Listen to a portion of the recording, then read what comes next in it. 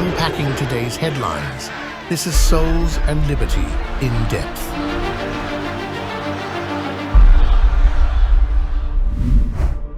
Hello everyone and welcome to In Depth, a production of Souls and Liberty.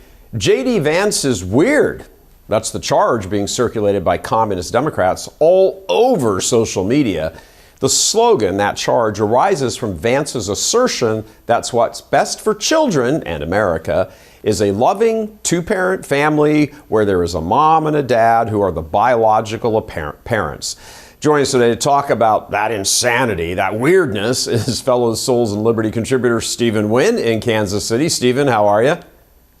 Doing well, thank you very much. Good to be here. What a weird concept that, a child deserves a mom and dad. My gosh, it's JD Vance. He's just weird. Also, fellow contributor to Souls and Liberty, Arthur Clareau, coming to us from Toronto. Hi, Arthur. How are you doing? Pretty good, thanks. How about you? Very good, very good. All right, I'm your host, Gary Michael Vorst. All right, and this moniker got associated with the JD because he made a comment about cat women that was deliberately blown way out of context by every Marxist media out there. Stephen, it's hard to believe the media would actually do something like that, isn't it? Yeah, shocking. Yeah, no, it's so typical of their playbook. Basically, we got a little bit of truth, quasi truths out of them following the exposure of Joe Biden's dementia during the debate with Trump, and it was kind of refreshing for a couple of weeks, to hear them admitting that Biden was indeed not suitable for office. But now that he's out of the way, of course, they've gone back into cover-up mode. They're no longer trafficking in truth. They're just peddling propaganda and anointing Kamala as queen and saint. And it's really not surprising at all because they've got to take down in any way they can the Trump Vance ticket because it's so much stronger, so much superior to Kamala. Her record obviously is just abominable, and so they have to take any little morsel they can, blow it out of context, twist it so that they can try to appeal to Americans who, unfortunately, far too many of them do not read, do not study. They're this really kind of a cohort that's more interested in what the Kardashians are doing than the communists, and they're doing it because it really works for a lot of people. And so I think Trump Vance they have to just hammer home the fact that the truth of the statement, basically keep letting people know the context of what it was and just, I don't know, try to maintain their narrative essentially. Yeah, it's really true. So I got to say again, I mean, if had Elon not purchased Twitter/X, I don't know how we would know any of this stuff, but honestly, I mean, he's not like he's the paragon of all kinds of virtue and the whole bit and everything. But again, he's one of these imperfect instruments like Trump, who is, just thank goodness he's there. It's not perfect. It's probably not even approaching perfect, but thank God, because we wouldn't know any of this stuff. We would not know any of this stuff. Arthur, let's turn to you. The whole comment made by Vance, he said explicitly before he started talking about cat women and how bad it is for hate families and hate kids. He said explicitly, he prefaced that part of the comment, which is all the media did, saying he was not talking about people who are struggling to have children for whatever reason. And of course, the media completely ignored that context. What say you? Yeah, well, going back to what Stephen said a second ago there, I think the clarity that the media had, the kind of truth that they were coming out with, almost was more suspicious than their usual games, because it was like, well, what are you trying to do now that you're actually being honest? That's so weird. This is their usual games, though, taking something, spinning it completely out of context, making it seem like it's bad. And the problem, to what Stephen said as well, is that so many people believe them. I think that's the biggest issue. Like, if you sat back and laughed at them, if we all were just sitting back and laughing at them, this wouldn't be a problem. Probably what we should be doing. But no, look, what JD Vance said is not untrue at all, almost across the board. Whether it's the cat lady's comment, there's a lot of people in boardrooms and in marketing and HR rooms and probably in politics who fit that exact description, who traded their future and their potential chance at family for this fake vision that's been sold to them of, you can do anything a man can do. You can do, you can be strong, be all these masculine things. And I think that many women bought that, not realizing that men do that because they have to. They don't do that necessarily because it's like the greatest thing in the world that we should all be achieving or striving for. That's a very good point. I don't think when if you were to ask, obviously there's exceptions, but if you were asked to ask a regular normal guy, would you rather be, busting your hump, climbing up the corporate ladder and kicking people down below you and you're just seizing on that, or would you rather be out in the backyard, playing catch with your boys? I think you're going to find the rare person who says, nah, screw that, I want to climb up the corporate ladder. They exist, certainly. But again, JD's talking to the common man here, which is what the Republican Party has become. It's become the common man party. And everything is clown world right now, Arthur. Oh, yeah. Oh, yeah, absolutely. I mean, it's one of those things where the system itself at this point is so set up against families, where you have to be, like, you really do have to be the person struggling to climb that corporate ladder just to exist. It's no longer like, hey, I would really like a really good life, so I'm going to go do these things. It's like, I want to actually have a home, or I want to actually be able to have a kid, so I've got to be at the top of every game. So the fact that Vance and Trump and the Republicans are addressing this at all, I think, is a huge win. It's a huge win, because it's what we all need. It's what we're all looking for, whether it's in the housing crisis, in the job market, in the, any of these things. But that's what we're looking for. Thanks. Arthur, I want to turn to you for a second, Stephen, and say, there does seem to be now, again, whether this is sufficient enough to win the election is, I guess we'll find out. And God knows, we don't know yet. But there does seem to be something of a pushback in the mainstream life of America, Main Street, where one or two generations of children who are, now going into adulthood, JD Vance is one of them, is not even 40 yet, have seen the collapse of society. You get that stirring moment at the Republican convention when he talked about, his mom being an addict, his grandmother raising him, and all of that. There seems to be this younger, maybe not young, but younger people movement where they're understanding things are completely jacked up, pointing to great big mega trends, maybe not quite sure how to implement them. And JD Vance is part of that. I hesitate to call it a movement because movements sound like they're organized, but that whole kind of grassroots understanding of this isn't the way things should be. And when JD Vance talks like he talked, I think that's going to resonate with a lot of people. Again, will it be enough? Who knows? Right. Yeah, I agree. The baby boomers, when they were, young, they inherited a booming America, an America that was ascendant, that was really on top of the world in so many ways.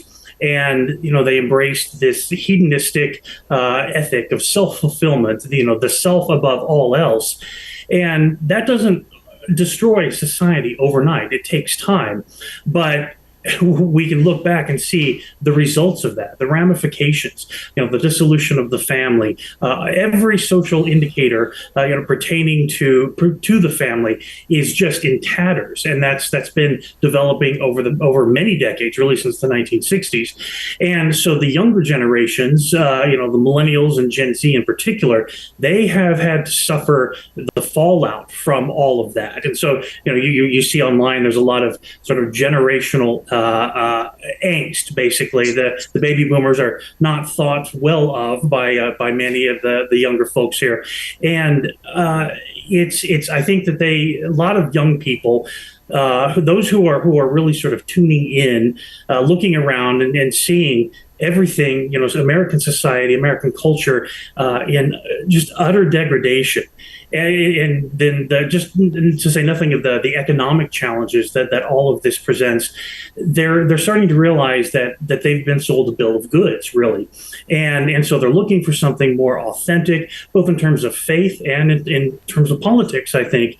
And so I think that message will resonate with a lot of people, and so I certainly hope so, because a return to a more pro-family, pro-tradition society, it really is necessary, absolutely fundamental to recovering to recovering the life of the United States. If we don't do that, it's that will end up destroying this country, not climate change, not whatever woke ideology is the flavor of the day. Basically, it's really, it comes back to the family. Yeah, of course it does. I mean, there's every civilization in the history of mankind, all the way back to the Garden of Eden, is centered on that family, on the family. Let's change lanes for a second here, and politically, Arthur, let me get your thoughts on this. Politically, is from a strategy point of view, I mean, the family is so depleted and so weird now. It's not, when I was a kid in the 60s and 70s, you talked about a family, everybody knew exactly what you're talking about. There was only one: mom, dad, kids, that was it. Maybe there were some hidden things that would be best, but they were hidden. They weren't, there weren't parades for them out in the middle of Main Street and television commercials and everything else, celebrating all of it. Is this a wise political strategy? I'm not saying they should abandon it, because it's the truth, but politically, is it advantageous for Trump and Vance to go out on the stump and be pounding on about family and mom and dad and biological kids and all of that, and they have their real parents? When you see are they going to be talking to enough people to actually win an election? When you look at the state of the family now, in short, are there really enough people that plug into that understanding of family, traditional family, to resonate and win the election? From a political strategy, what are your thoughts? That's a great question. It's difficult to say because, like you said, and like a lot of data has shown, the family has had a decline over the last 50, 60 years. It's not the same thing. There's less of them. There are less children. I mean, the population crisis is a crisis across the entire Western world, and I would almost say the developed world in general. But at the same time, I guess you have to throw in there that the media would do everything they can, like they have been, to confuse and to obfuscate and to make people feel like this is an attack rather than someone coming to help them. And I think that's a really important point on this, because there's only so much that politics can do at all, right? Politics can kind of get out of the way or change things so that they allow the right thing to flourish and they stop the wrong thing from continuing. But that's about the limit of it. The rest has to be a resurgence within the population. It has to be a resurgence within society, within our psyche in general, our collective psyche. So there's only so much they can do. But I think that it's going to be successful for this reason. At the core level, this is something so part of nature that has been so repressed that I think it's waiting to burst out of that cage that it's been placed in. I think, to what Stephen was saying earlier, the younger generations are recognizing something's wrong. They're recognizing they've been sold a bill of goods that was pure nonsense, and they're seeing the result of that. I mean, they're seeing what happened to their parents, and the divorces and the no children and the the economy insourcing and outsourcing and all this sort of stuff. And I think they're done with that. And I think they're ready just to have a normal life. You have no idea the amount of young women I've heard say want to have a family and a little farm, or just that's what they want out of life now. My daughter being one of them. So it's one of these things that there's a lot of encouragement there, and I think that they are striking a chord that no one else is really going after, and I think it's going to be successful. Yeah, it's amazing when you think about it. Stephen, we'll wrap up and get your thoughts on this thought of mine.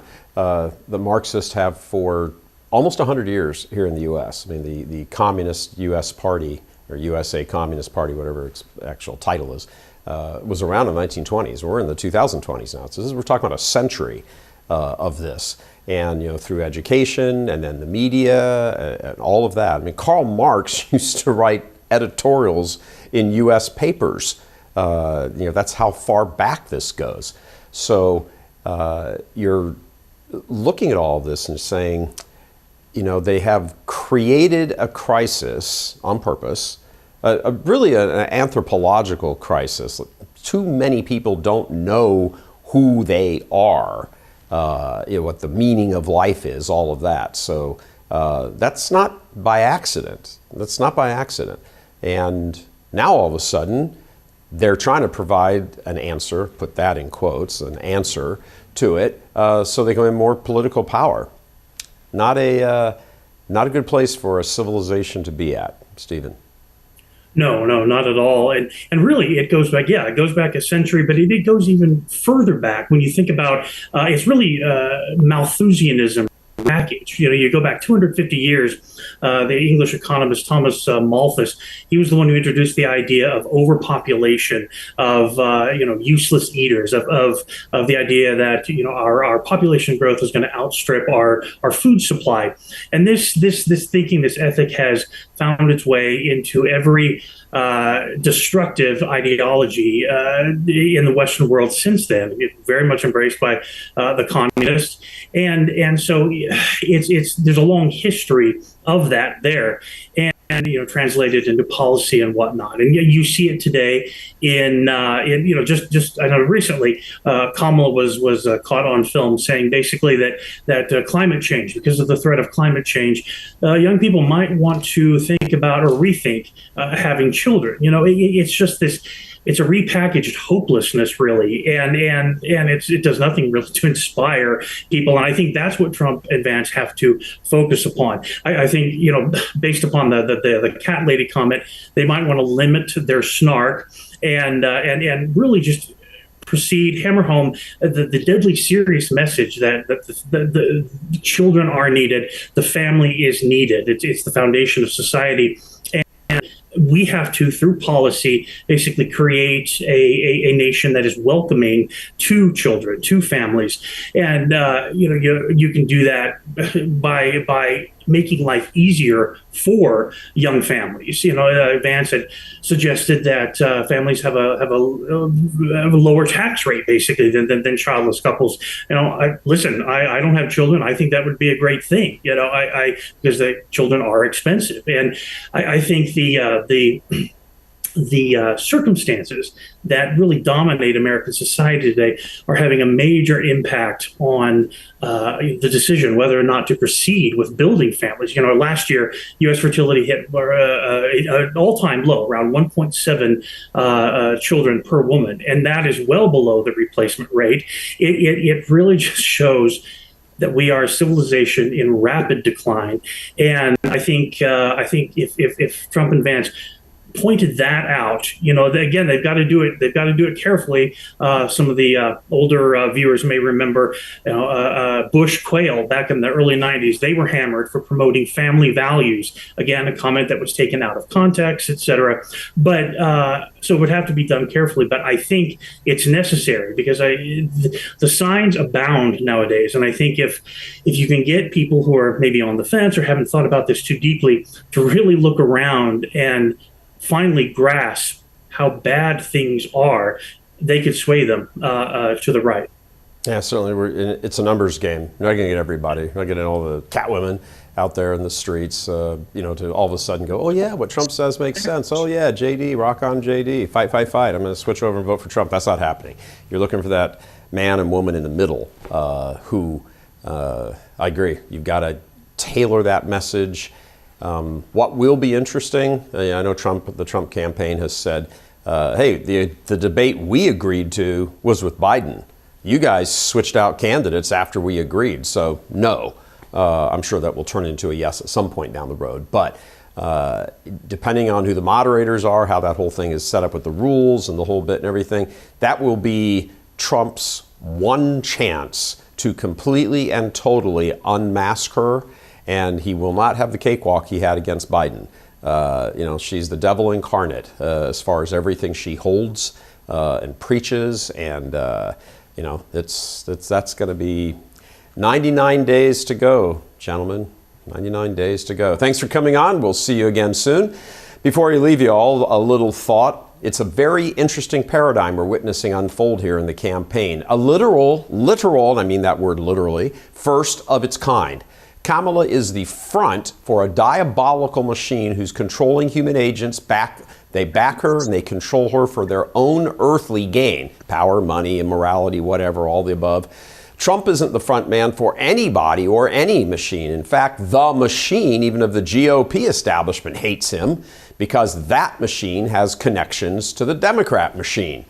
The GOP establishment, however, is smart enough to realize, for purely their own selfish interest, that he is the horse to back right now, so they go along and they pay him lip service. Trump has no support from any machine. He's kind of built his own, actually. His support comes from the victims of that big diabolical machine. Everyday people who've been subjected to the ravages of that machine, whose human agents have profited handsomely from the destruction of society, the family, the economy, the border, the educational system, the courts, and even religion in various ways.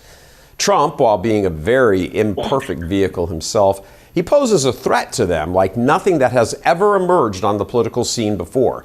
It's why they had to try and kill him.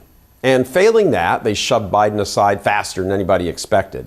In a certain sense, it may have been fortuitous. Some would say in the providence of Almighty God that the 2020 election steal actually happened because it gave Trump, who was a little too naive in 2016 through 2020 about the spiritual war playing out and consequently didn't take decisive enough action against the machine. All of that gave him time to sit back and think about all of it, the lawfare, the media smears, an assassination attempt, all of it. The steal also provided the maniacal left the window to show their true colors and thus wake up large numbers of Americans to the consequences of what happens when those willingly controlled by the powers of hell seize control. Trump is approaching 2024 far differently than he did 2020, or even 2016 for that fact. He's still wrong on some issues, some serious issues, no doubt, but the diabolical machine needs an opponent who is not connected to it and not dependent on it.